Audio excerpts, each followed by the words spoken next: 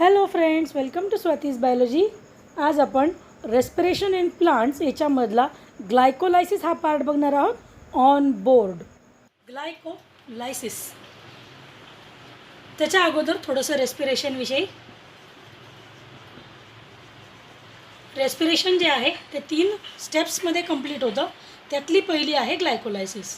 First one is glycolysis, second one is Krebs cycle, third one is ETS pathway or terminal oxidation. Okay, हे झाले रेस्पिरेशनचे 3 step. पण हे कुठल्या रेस्पिरेशनचे 3 steps आहेत? Aerobic. Aerobic respiration is completed in 3 steps: glycolysis, Krebs cycle, ETS. आता जेव्हा याला आपण एनएरोबिक रेस्पिरेशन म्हणू त्यावेळेला स्टेप्स चेंज झालेल्या दिसतात. एनएरोबिक रेस्पिरेशनमध्ये ग्लायकोलायसिस हा कॉमन पार्ट असतो. त्याच्यानंतर क्रेब्स सायकल आणि ETS पॅथवे मात्र एनएरोबिक रेस्पिरेशनमध्ये दिसत नाही. ओके, अजून महत्त्वाचा मुद्दा हा झाला दुसऱ्या रेस्पिरेशनचा एक टाईप. त्याच्यानंतर प्रोकॅरियोटिक रेस्पिरेशन जे आहे, प्रोकॅरियोटिक रेस्पिरेशन जे आहे त्याच्यामध्ये ग्लायकोलायसिस ही एकमेव स्टेप आपल्याला दिसून येते. It is the only step for prokaryotic respiration or the respiration in the bacteria. Okay, so glycolysis म्हणजे anaerobic ग्लायकोलायसिस दिसतं, ॲरोबिकमध्येही ग्लायकोलायसिस दिसतं, फर्मेंटेशनमध्येही ग्लायकोलायसिस दिसतं, प्रोकॅरियोटिक सेलमध्ये सुद्धा ग्लायकोलायसिस दिसतं. So it is the common pathway for aerobic as well as anaerobic respiration. ग्लुकोजचं conversion होणार आहे पायरुवेटमध्ये, और it is also called as pyruvic acid. ठीक आहे. ॲरोबिक रेस्पिरेशन आणि एनएरोबिक रेस्पिरेशनचे इथे 2 तुकडे पडतात. CO2 + H2O is the aerobic respiration and C2H5OH + CO2 that is the anaerobic respiration. आणि हा जो इथला रिजन आहे glucose to pyruvic acid, this is called as glycolysis. या स्टेजेसला म्हणायचं ग्लायकोलायसिस. याच्यामध्ये टोटल 10 रिॲक्शन्स आहेत. 10 रिॲक्शन्स 2 भागात डिवाइड होतात. एक आहे प्रिपरेटरी फेज, दुसरी आहे oxidative phase. Okay, is about glycolysis. Okay, glucose is converted into pyruvic acid और पायरुवेट. पुढे त्याचं काय होतं तो वेगळा भाग आहे. पण this is the common pathway for aerobic as well as anaerobic respiration. Okay, glycolysis काय काय आहे 10 रिॲक्शन्स ते आपण बघू. पण त्याच्या आधी ग्लायकोलायसिसविषयी आणखीन थोडीशी इन्फॉर्मेशन. सो ग्लायकोलायसिस, ग्लायकोलायसिससाठी काही महत्त्वाचे किंवा कॉमन वर्ड्स किंवा सेंटेन्सेस यूज होतात. It is called as cytoplasmic respiration. का सायटोप्लाझ्मिक म्हणायचं? कारण याच्यासाठी सगळं लागणारे जे एन्झाईम्स आहेत ते कुठे असणार आहेत? They are in the cytoplasm itself. मग जसं मी सांगितलं की सायटोप्लाझम बॅक्टेरियामध्ये सुद्धा असतो, सायटोप्लाझम युकॅरियोटिक सेलमध्ये पण आहे, सायटोप्लाझम प्लांटमध्ये पण आहे, सायटोप्लाझम ॲनिमल सेलमध्ये पण आहे. बरोबर आहे. त्यामुळे सगळीकडे सायटोप्लाझम असल्यामुळे ग्लायकोलायसिस सगळीकडे कॉमनली दाखवलं जातं. ठीक आहे. दुसरा महत्त्वाचा point EMP pathway. It is called as EMP pathway. E for Embedden, M for Meyerhoff, P for Parnas. या 3 शास्त्रज्ञांनी मिळून हा पॅथवे सगळा शोधून काढला. टोटल सेट ऑफ 10 रिॲक्शन्स शोधून काढल्या. त्यांचं नाव ग्लायकोलायसिसला देण्यात आलेलं आहे. Okay, Gustav Embden, second is Otto Meyerhoff and another is J. Parnas. So EMP pathway is the cytoplasmic respiration or glycolysis. Okay, got it. आता त्या शब्दातच अर्थ आहे बघा. शब्दामध्येच त्याच्या पूर्ण सिरीज ऑफ रिॲक्शन लक्षात येते. Glycolysis. Lysis means breakdown, glyco means glucose, glucose breakdown म्हणजेच ग्लायकोलायसिस. त्याचे टोटल 10 सेट ऑफ रिॲक्शन्स आपल्याला बघायचे आहेत. त्या सगळ्याच्या सगळ्या काय आहेत? They are the breakdown of the glucose molecule and it is converted into the pyruvate or pyruvic acid. Glycolysis आपण आता बघणार आहोत. सगळ्यात पहिल्यांदा महत्त्वाचा पॉईंट म्हणजे ग्लायकोलायसिसमध्ये ग्लुकोजच्या ऐवजी आधी सुक्रोज वापरला जातो. सुक्रोजला तोडून टाकलं जातं. सुक्रोज हे काय आहे, हे डायसॅक्राइड आहे. त्याला ब्रेकडाऊन केला जातो आणि मोनोसॅक्राइडमध्ये कन्वर्ट केलं जातं. So it is glucose plus fructose आणि नंतर मग त्यांना वापरलं जातं for the further reactions. Okay, कशामध्ये होणार आहे हे सगळं? प्लांट्समध्ये. Why? Because it is the end product of the photosynthesis. Okay, ठीक आहे. आता आपल्याला सगळ्या रिॲक्शन्स एकानंतर एक बघायच्या. Glucose is converted first of all into glucose 6 phosphate. म्हणजे काय झालं, एका ग्लुकोजला फॉस्फेट येऊन चिटकला, पण एकच फॉस्फेट चिटकला, 6 नाही.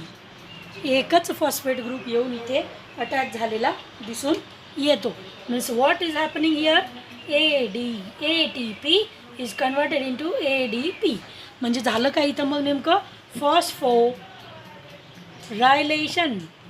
What is the process happening here? Phosphorylation. ATP use होतो आणि ADPमध्ये कन्वर्ट होतो.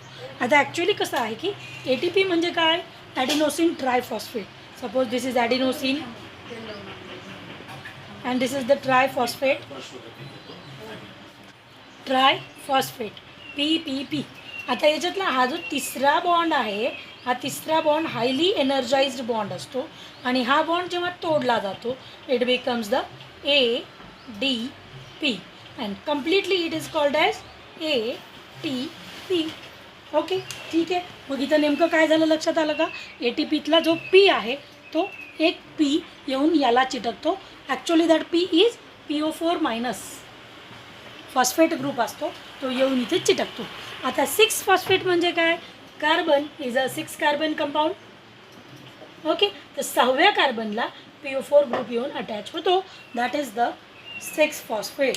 Glucose 6 phosphate. आणि इथं एक्झामला आलेला पॉईंट आहे हा. इथं जो एन्झाईम यूज होतो that is hexokinase. It is the hexokinase. Hexokinase, with the help of hexokinase enzyme, the glucose is converted into glucose 6 phosphate or fructose 6 phosphate. आलं लक्षात? Okay. Now, what is the next step? Glucose 6 phosphate is converted into fructose 6 phosphate. म्हणजे इथं काय झालं नेमकं आता? आयसोमरायझेशन. मग इथं एन्झाईम कुठला यूज होणार? ऑफकोर्स आयसोमरेज. ग्लुको फ्रुक्टो आयसोमरेज असं पण आपण म्हणू शकतो. ठीक आहे. एन्झाईम्स तुम्हाला लक्षात ठेवायचे आहेत मोस्टली सगळ्याच रिॲक्शन्सचे. ओके, परत इथं तीच स्टेप आहे. परत नीट जर बघितलं तर लक्षात येईल तुमच्या. Fructose 1,6 diphosphate. आता डाय म्हणजे किती? 2. आधी किती होता? 1. म्हणजे ॲड किती झाला? 1. म्हणजे इथं परत काय झालेलं आहे? The ATP is converted into ADP and the phosphate group is getting attach to the first carbon. म्हणजे आता इथं काय होऊ लागलं? 1 2 3 4 5 6. इथे एक PO4 मायनस आणि इथे एक PO4 मायनस. अशा प्रकारे इथे जॉईनिंग होणार आहे. आता हे असं का करायचं? कारण आता इथे पुढे कट होणार आहे मधून मॉलिक्यूल. हा भाग इकडे, हा भाग इकडे. या पद्धतीने हा मॉलिक्यूल कट केला जातो आणि कट केल्यानंतर त्याचे 2 आयसोमर्स तिथे तयार होणार आहेत. मग पुढे काय होतं की एक एक एक एक आयसोमर पुढे जाऊन आपल्या रिॲक्शन्समध्ये कंटिन्यू होतो.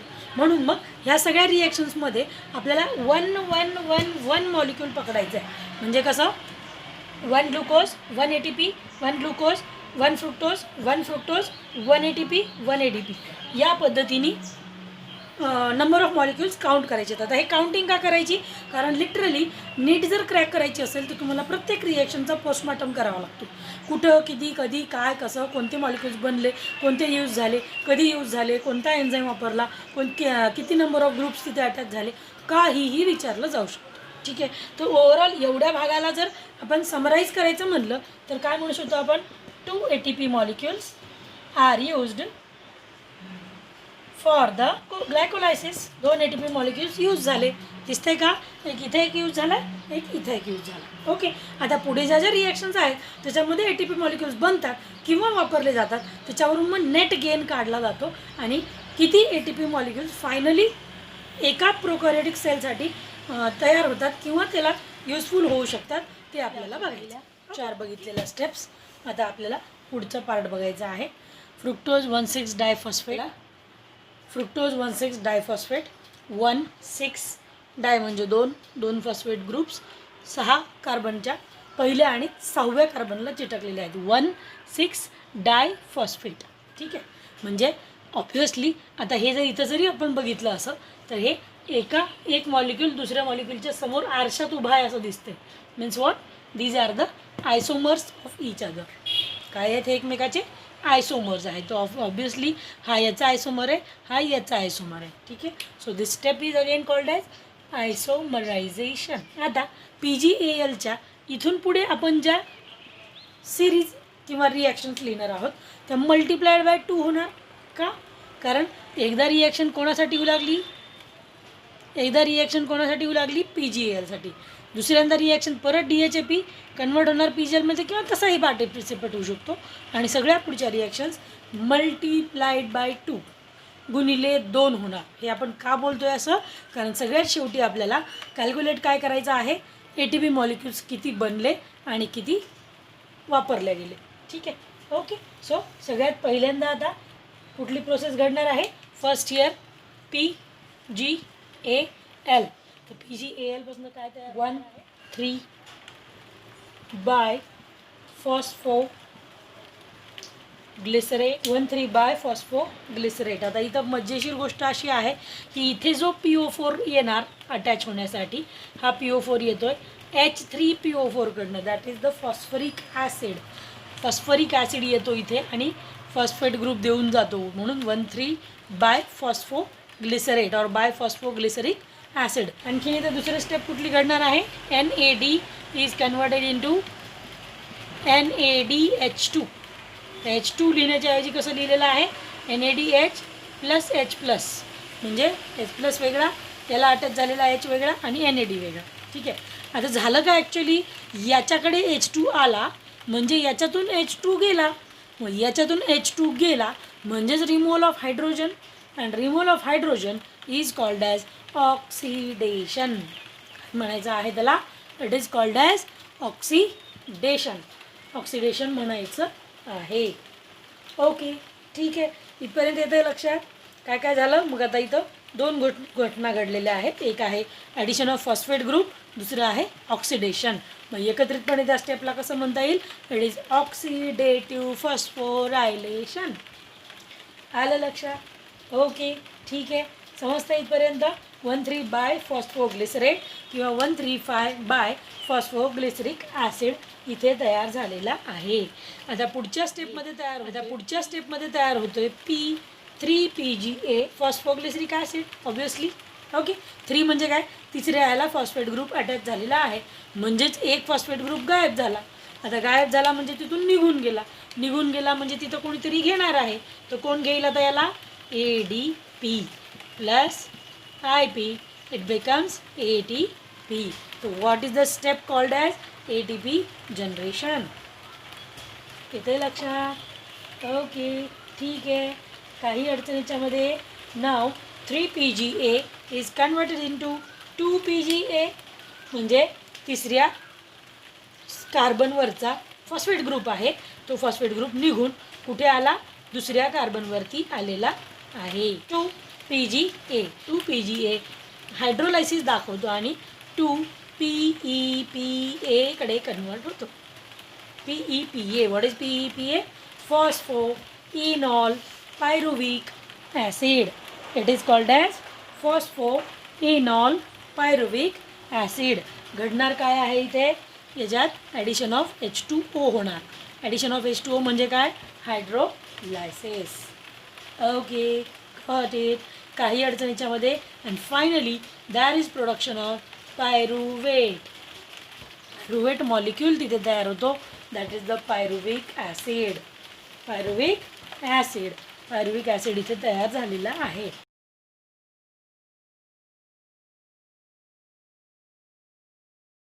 आता हे झालं ओव्हरऑल.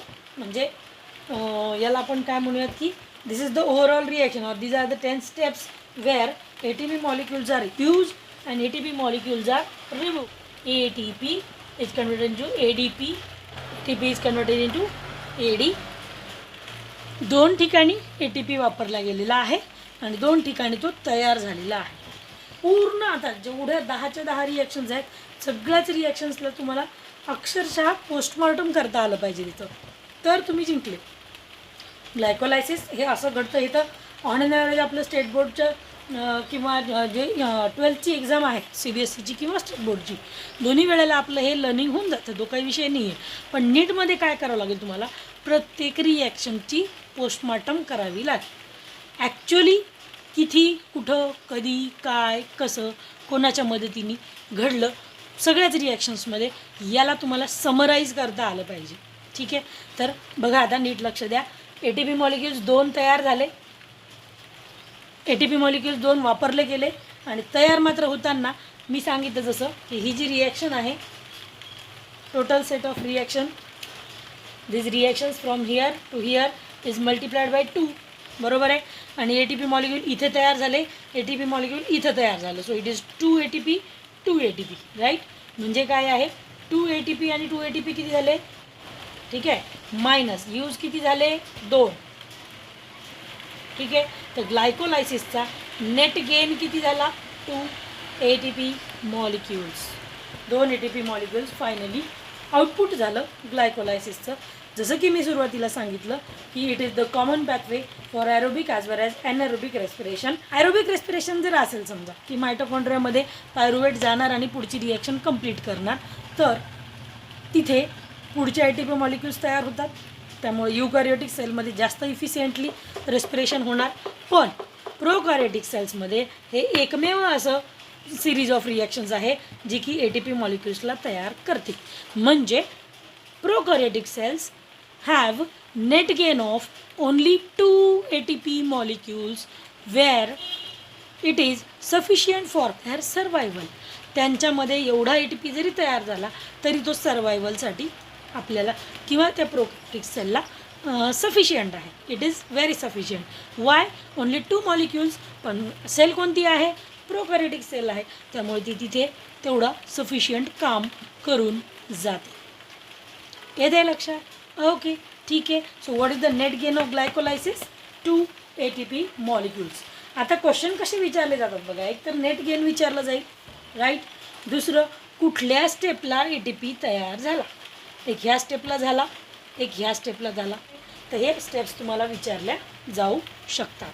आणखीन काय काय विचारलं जाणार आहे, किती आयसोमरायझेशन झाले टोटल ग्लायकोलायसिसमध्ये. तर बघा आता आयसोमरायझेशन कुठे कुठे झालं, इथे झालं, ठीक आहे, 3 PGA is converted into 2 PGA, इथं झालं, both are isomers of each other. परत इथं झालं, इथे लक्षात. हां, so how many isomerizations are there in glycolysis, 1 2 and 3, 1 2 3, बरोबर, ओके, ठीक आहे. चलो नेक्स्ट स्टेप काय विचारली जाऊ शकते की is there any oxidation in glycolysis.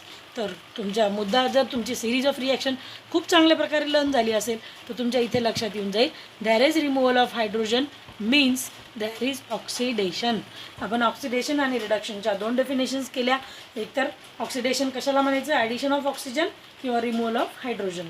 Reduction exactly तिच्या उलटं, ॲडिशन ऑफ हायड्रोजन और removal of oxygen, that is also called as reduction. तर काय घडतं आहे, हायड्रोजन रिमूव्ह होते, मीन्स इट इज ऑक्सिडेशन.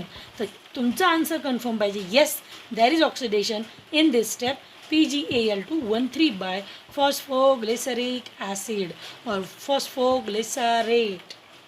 येतं आहे लक्षात, ओके. गोष्टी खूप सोप्या आहेत आणि विशेष म्हणजे गंमत अशी आहे की रेस्पिरेशन आणि फोटोसिंथेसिस हे 2 चॅप्टर्स असे आहेत की याच्यावर तुम्हाला असे उडवाउडवीचे प्रश्न विचारले जाऊ शकत नाहीत किंवा जास्त डीपमध्ये विचारता येत नाही त्यांना. जे काही रिलेटेड आहे ते ह्याच रिॲक्शन्सशी रिलेटेड आहे चॅप्टरमध्ये दिलेल्या आणि ते कन्फर्म येणार. म्हणजे त्याच्यामध्ये असं काही अंदाज नाही आहे की असं झाल्यावर तसं होईल, तसं झाल्यावर तसं होईल. आता नेट गेन 2 ATP मॉलिक्युल्स आहे तर आहे, त्याला काही चॅलेंज नाही, ठीक आहे. तर अशा प्रकारचे क्वेश्चन तुम्हाला विचारले जाऊ शकतात. येत आहे लक्षात? ओके. सो पूर्ण याची समरीज तुम्हाला तयार करायची आहे. किती ॲटॉमिक मॉलिक्युल्स यूज झाले, किती बनले, कुठे कुठे बनले, कुठे कुठे यूज झाले, त्याच्यानंतर ऑक्सिडेशन कुठे झालं, फॉस्फोरायलेशन किती ठिकाणी झालेलं आहे, ATP मॉलिक्युल्स किती ठिकाणी बनले, हायड्रोलायसिस सगळ्या सिरीजमध्ये कुठे होतं आहे का, होतं आहे तर ते कुठल्या स्टेजला होतं आहे, हे सगळं तुम्हाला पोस्टमॉर्टम टाईप करता आलं पाहिजे आणि त्याचं लर्निंग होत असते आपोआप. तुम्ही पोस्टमॉर्टम केलं की तुमचं लर्निंग आपोआप चालू होऊन जातं. ठीक आहे. ते अशा प्रकारे समरी आपण तयार करूयात.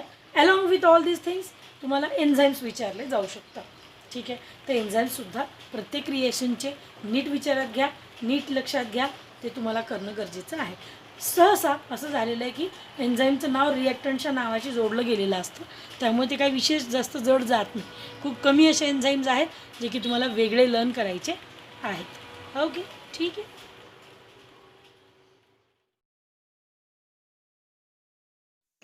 हे आहे आपल्या आजच्या लेक्चरचं नीट एक्स्ट्रॅक्ट किंवा कन्क्लुजन. हे पूर्णपणे लर्न करायचं आहे. माझे सगळे लेक्चर्स मराठीमध्ये असणार आहेत. ज्या कुठल्या तुमच्या फ्रेंड्सला रिलेटिव्सला मराठीमध्ये नीट बायोलॉजी किंवा NCERT biology line to line reading and teaching with अपेक्षित आहे, त्या सगळ्यांना माझे व्हिडिओ शेअर करा, सबस्क्राईब करायला सांगा. थँक्यू.